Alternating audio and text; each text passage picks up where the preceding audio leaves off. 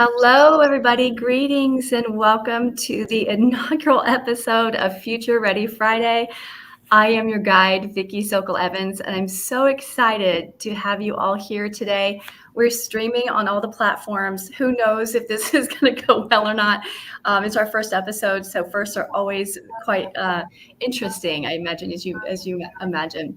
So, there are a multitude of reasons why I wanted to create a show called Future Ready Friday.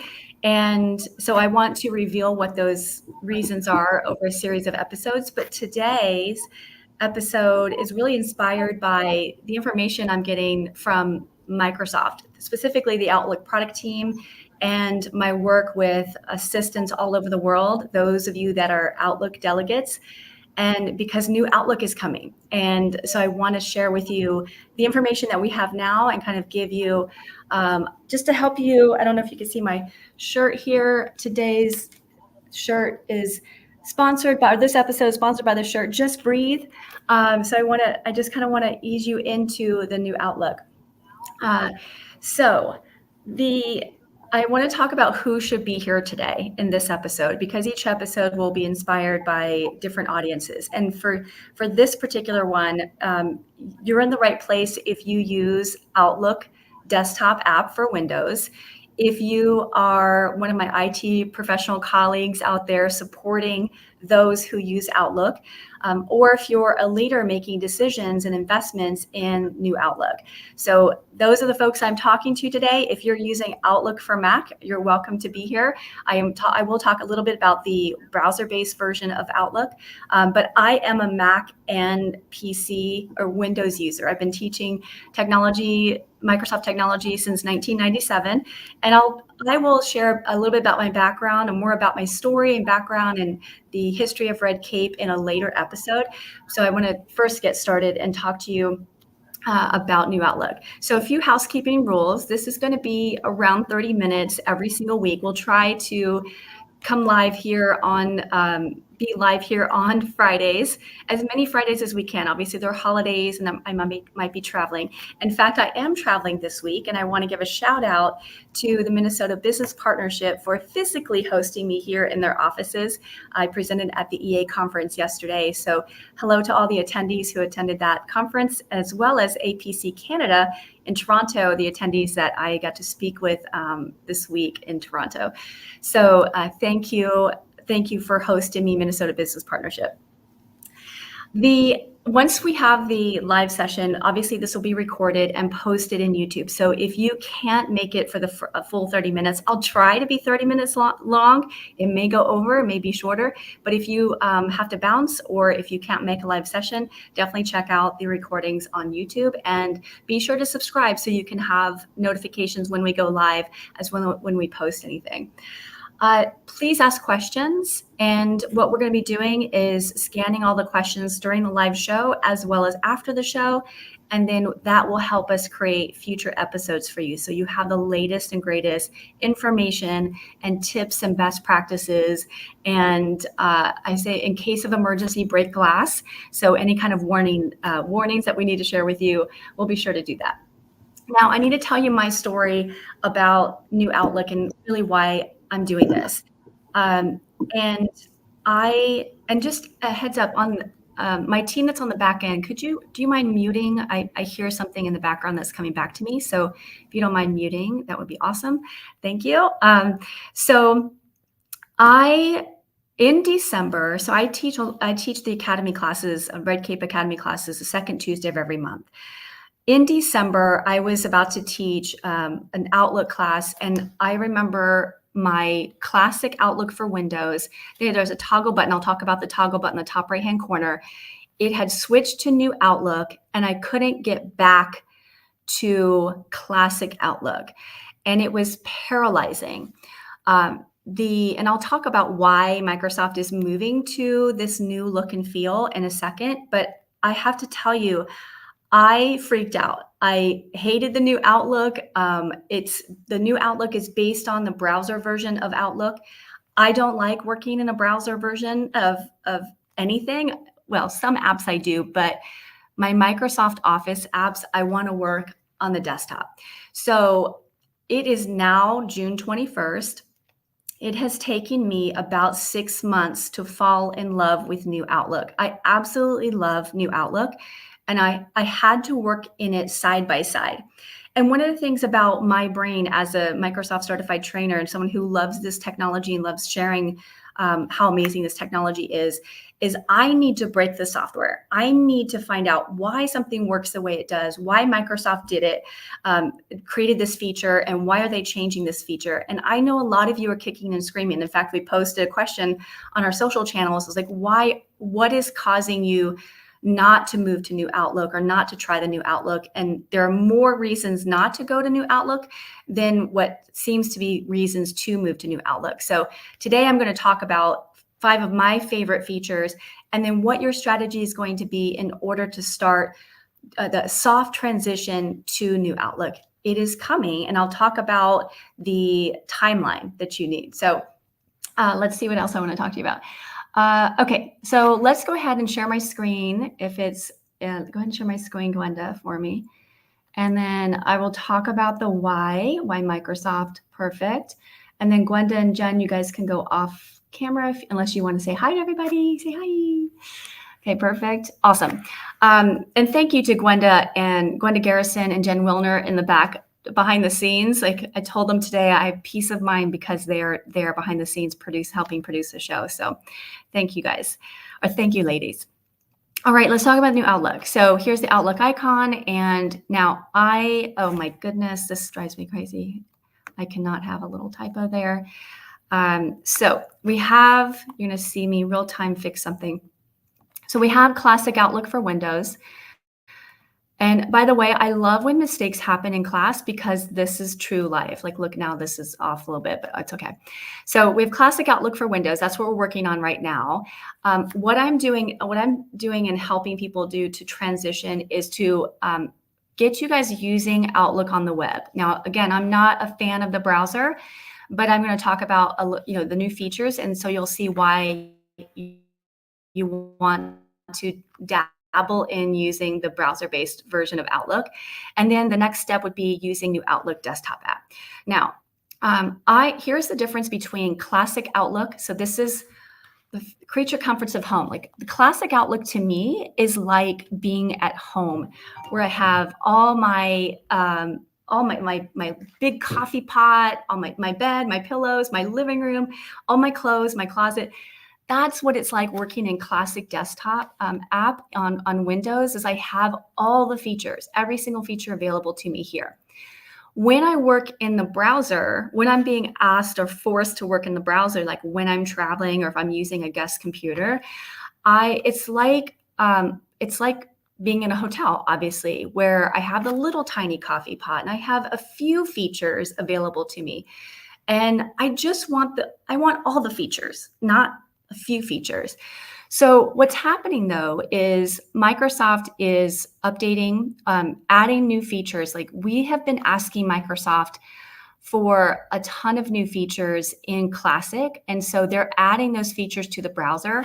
And then what's going to happen is New Outlook looks like the browser-based version of Outlook. So these two are going to match, which is a good thing. If you've been working in Outlook for decades like I have, you'll notice that when you go to the desktop app and browser, they're going to be different. So Microsoft is moving to a unified experience between the browser and New Outlook. But that's not going to convince you to work in New Outlook. It didn't convince me. I don't care. Can't we just add these features to the classic desktop? And actually, all these amazing features that they're adding can't be added to the to the classic desktop app. It's going to require a new code base. So what Microsoft is doing is taking all of our favorite features and moving them to this new look and feel. It's going to require a new code base. Do you remember this guy here? Like, hey, little buddy, look at Outlook in 1997. Can you imagine adding some of the new features to this particular code base? we have to move to a new code base if we want these future ready skills and future features in our application. So that's why we have to move to a new look and feel, because we cannot add the new features. I say we as if I'm the one creating the new features in Outlook, but we are going to require a new look and feel. So as I mentioned, I have been working in new Outlook for 6 months, and I'm a fan now. I wasn't in December. I was kicking and screaming just like all of you. So I'm going to help ease the transition here.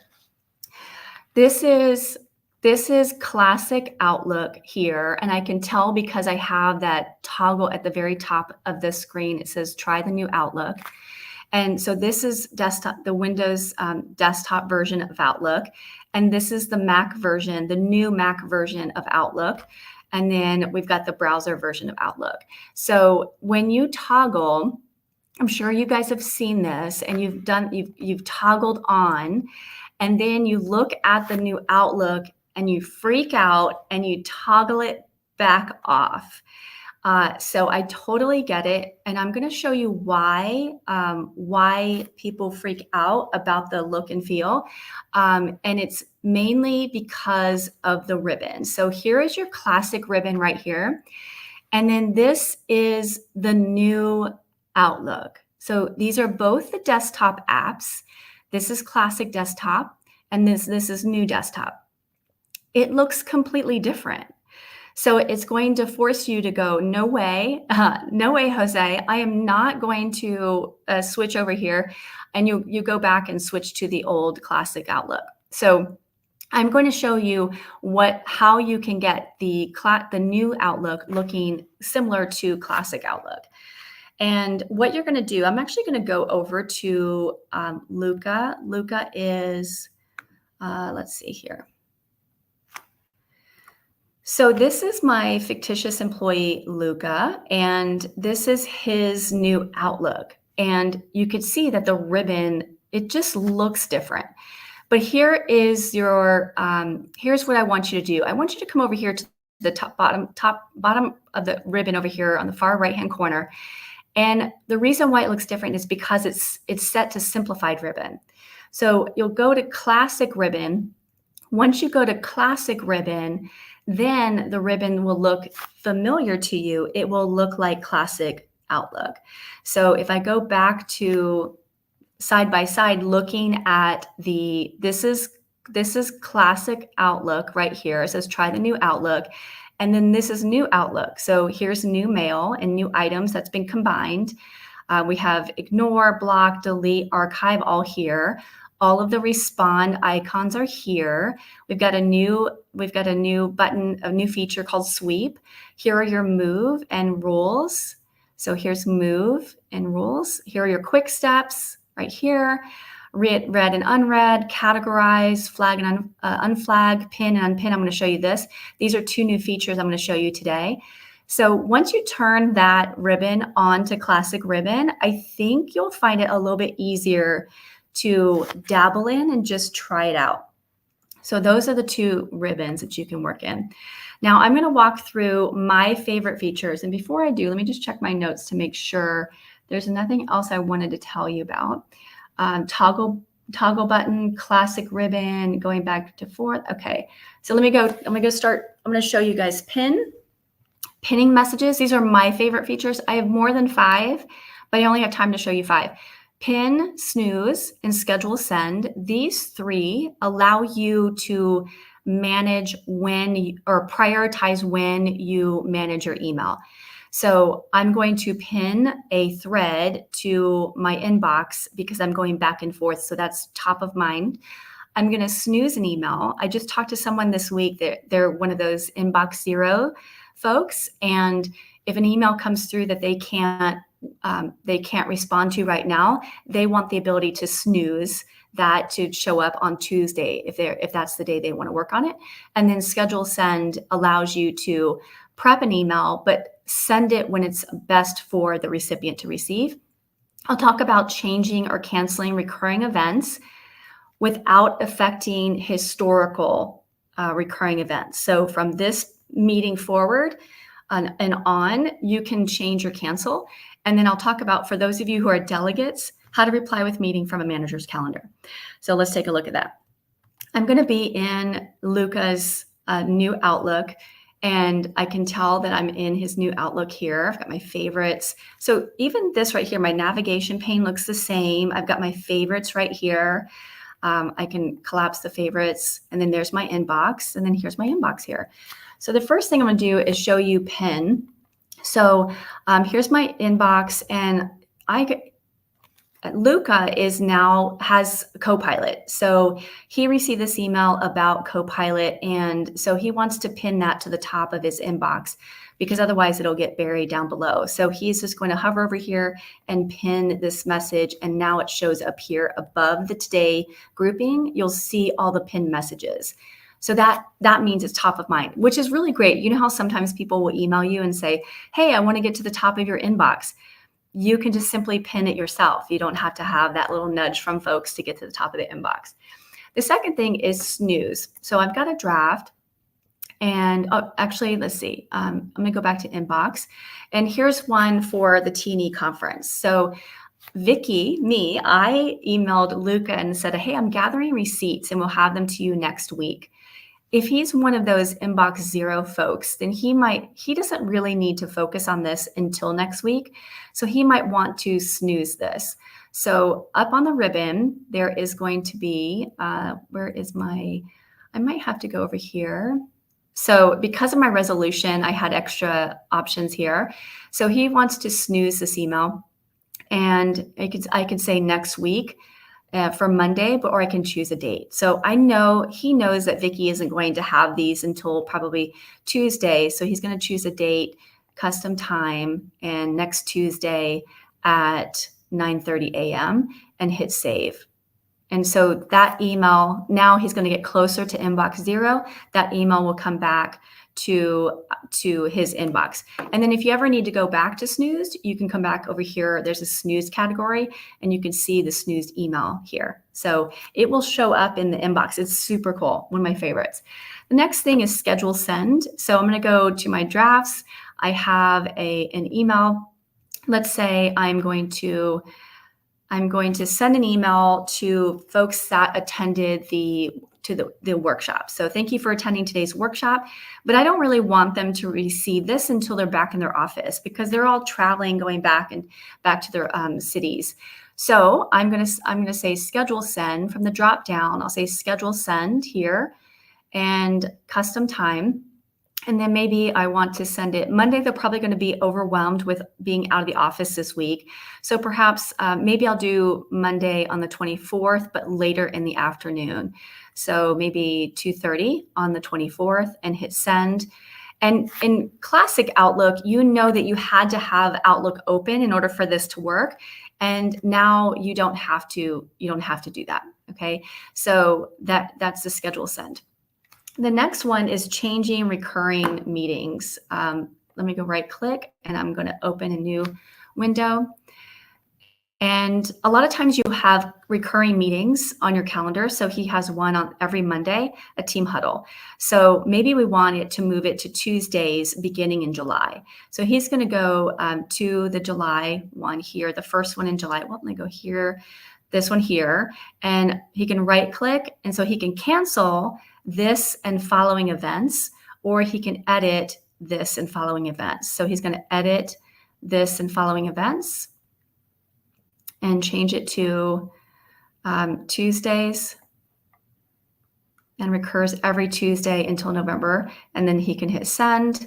And then now it's going to be every day moving. So here's last week, it's on Monday, or the previous week. And then moving forward, it's been changed to Tuesday. So classic Outlook doesn't have this. So this is one of the reasons why I want you to use new Outlook. And I'm going to show you, if you don't want to keep toggling, I'm going to show you how you can use both the new Outlook app as well as classic. Like he has this is classic app, and you can say it says try the new Outlook, but he also is working side by side with new Outlook. So I'll show you how to do that in just a second. And then I think that's it. Let's see, reply with meeting. Okay, let me show you classic Outlook when you reply with meetings. So here's one for Anna. This is from his manager, and he needs to create a. Actually, let's do this one right here. And he needs to schedule this meeting. Let's meet next week at 2 p.m. London time for the postmortem. So what he'll do is he'll use reply with meeting, and anyone could use this. It doesn't matter if you're a delegate or not, but you can hit reply with meeting. And what that does is it promotes that email to a meeting request. And then he can go in here and change the date and time. The problem with this is Luca wants it to come from Anna's calendar. And in Classic Outlook, we can't do this. This is what we've been asking Microsoft for, this feature. Like if you're a delegate to someone's calendar, you should be able to change the calendar it comes from. So he can't do that here, even though he is a delegate.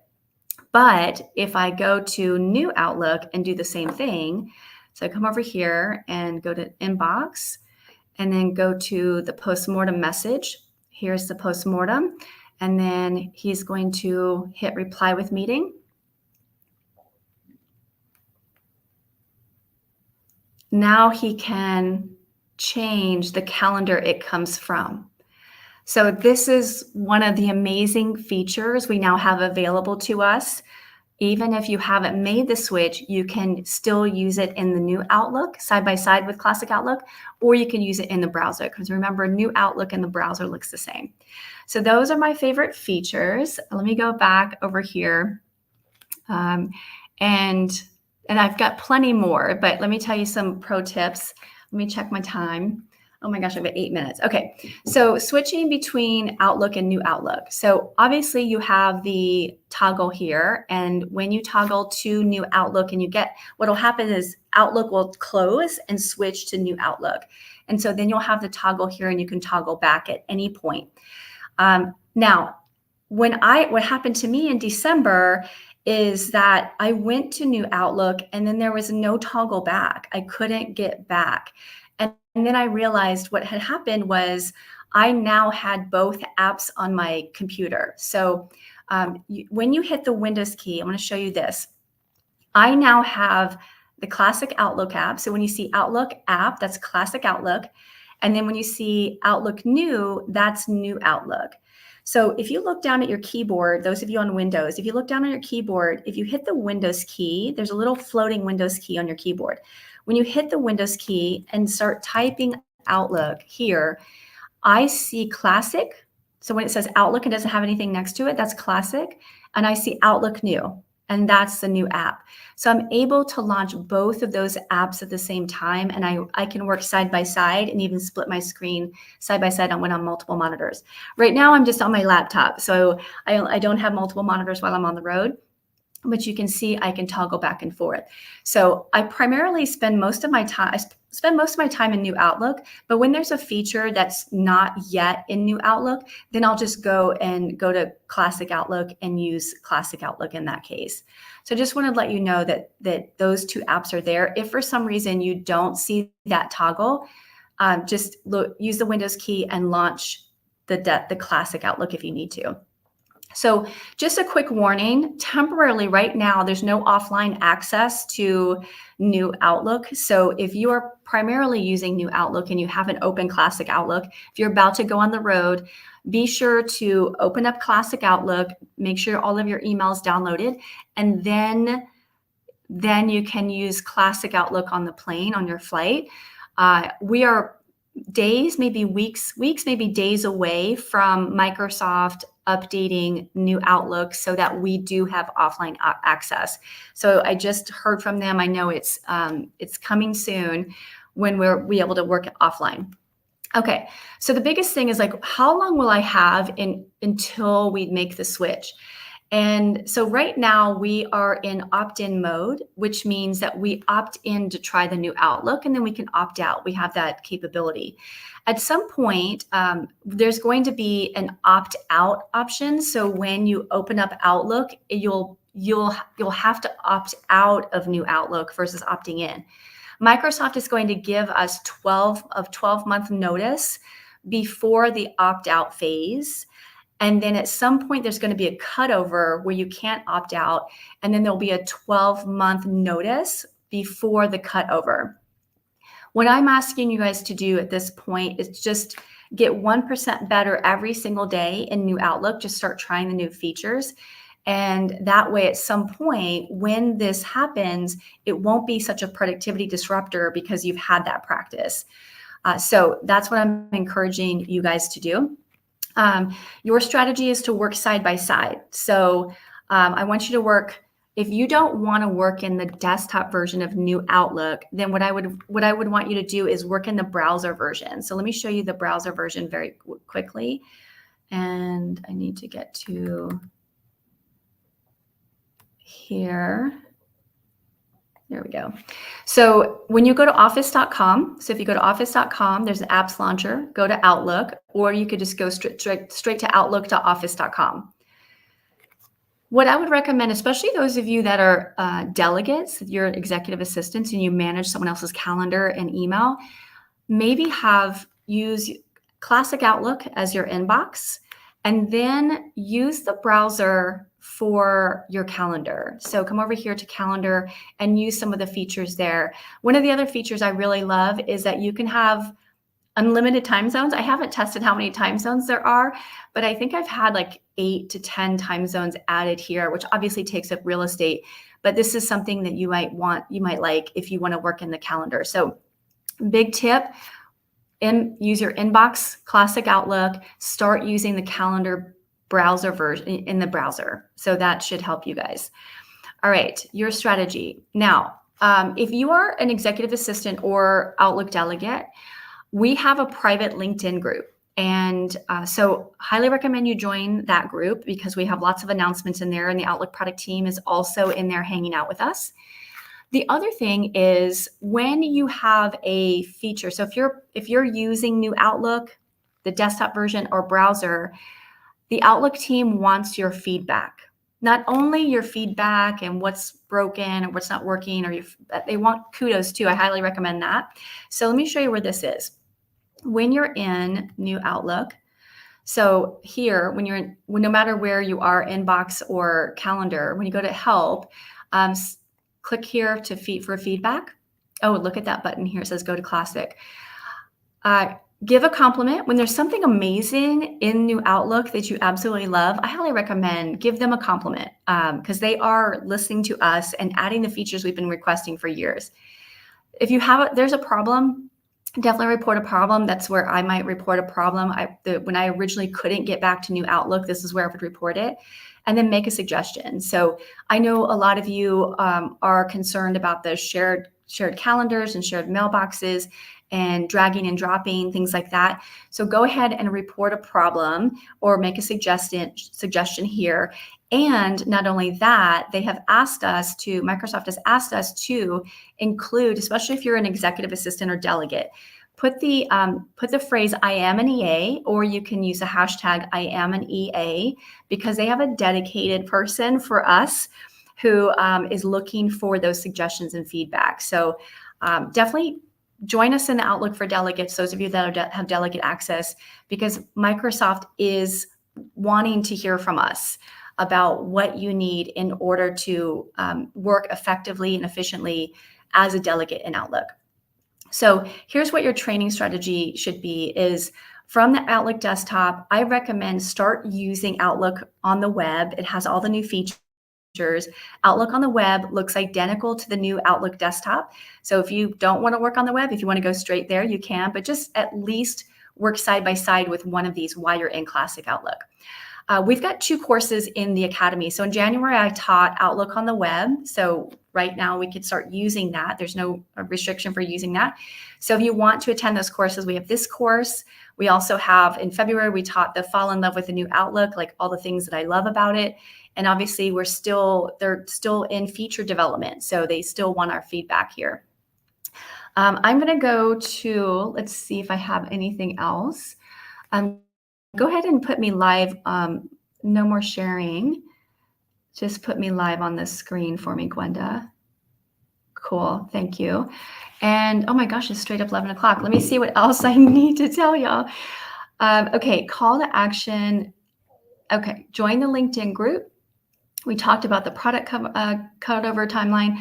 I will tell you, if you want to continue learning with me, I would suggest attending the Academy. We've got Academy. I teach on the second Tuesday of every month. The other thing I have is I'm teaching live with Bonnie Lowe-Kramen at Be the Ultimate Assistant workshop. It's a 3-day workshop for assistants. It's limited to 30 people. I have a full day of tech training, and we'll be talking about new Outlook. So if you want to join me live, Gwenda, if you can add that link there. And I think that's it. I don't have time for questions. We're at the 30-minute mark, but I will be reviewing your questions that you've submitted. Thank you so much for joining us for our inaugural episode. Next week, I'm going to be talking about generative AI and Copilot. We're going to be talking about the history of how we got here. And I'm going to talk about this being our garage year. So you don't want to miss that. And I can't wait to spend almost every Friday with you for at least 30 minutes talking about how to become future ready. Thank you, Gwenda Garrison and Jen Wilner, for having my back today. And thank you, everyone, for joining us. Have a great weekend and stay curious. Thanks for joining, guys.